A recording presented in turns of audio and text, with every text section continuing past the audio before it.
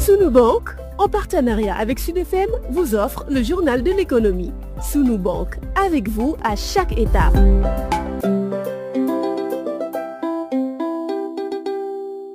Bonjour, le port de Ndayane était au cœur des débats lors de l'examen du projet de budget 2026 du ministère des Pêches et de l'économie maritime. Pour Libas Anne, spécialiste en gestion et administration portuaire, il faudra trouver une solution pour le transfert des marchandises de Ndayane à Dakar. Pour ce faire, il plaide pour une réflexion collégiale. D'ici quelques temps, peut-être 1 an et demi, 2 ans, tout au plus, le Sénégal va se doter de nouveaux ports situés à Ndayane, mais on va l'appeler le port de Dakar Ndayane parce que la gestion de ce port revient à la direction générale du port autonome de Dakar. Donc c'est un port à eau profonde, situé à peu près à 98 km de Dakar, bien placé, donc à la croisée des chemins, donc entre l'Afrique de l'Ouest, l'Amérique du Nord, l'Amérique du Sud et l'Afrique du Sud. Donc il a les mêmes avantages que l'actuel port de Dakar.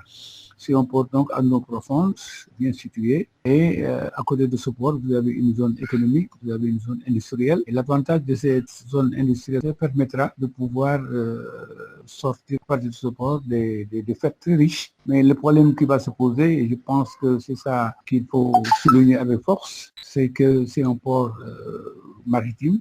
La plupart des activités vont être certainement transférées au niveau de ce nouveau site, mais il faut prendre en considération le fait que les marchés sont à Dakar. Donc, si je prends le cas du port actuel de Dakar, il y a à peu près 1800 camions qui fréquentent le port de Dakar. Et imaginez 1800 camions ou même 1000 camions sur l'autoroute à péage. Je vous laisse deviner les conséquences de ce flux très important de camions. Et comme c'est la marchandise, donc le panier de la ménagère qui va supporter le frais de transport, aujourd'hui, si vous prenez un conteneur au TAC de Dakar, vous transférez le conteneur à Castor, vous payez 70 000. Je vous laisse imaginer combien ce conteneur, donc la marchandise va payer sur 98 km et les conséquences un peu sur la flotte de camions et sur la circulation au niveau de la route entre Ndayane et Dakar.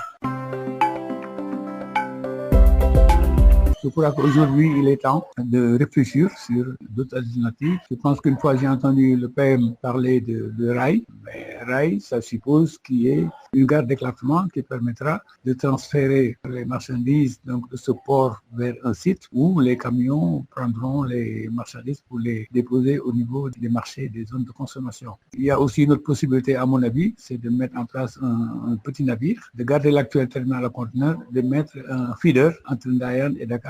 Mais quel que soit Alpha, c'est le moment de réfléchir à la situation parce que tout simplement, il faudra nécessairement trouver une solution pour le transfert des marchandises débarquées à Ndayane et destinées à Dakar où les marchés les plus importants sont situés. Je crois que j'appelle un peu les autorités à mener déjà les réflexions nécessaires au lieu d'attendre que le port soit terminé et qu'on pose ce problème qui est fondamental. Personnellement, j'ai assisté à plus de 10 études sur le coût de passage portuaire. C'est un élément fondamental dans la gestion du port parce que le port, c'est un lieu de passage rapide de la marchandise. C'était Libas Anne, spécialiste en gestion et administration portuaire. Le journal de l'économie, c'est fini. Merci de l'avoir suivi.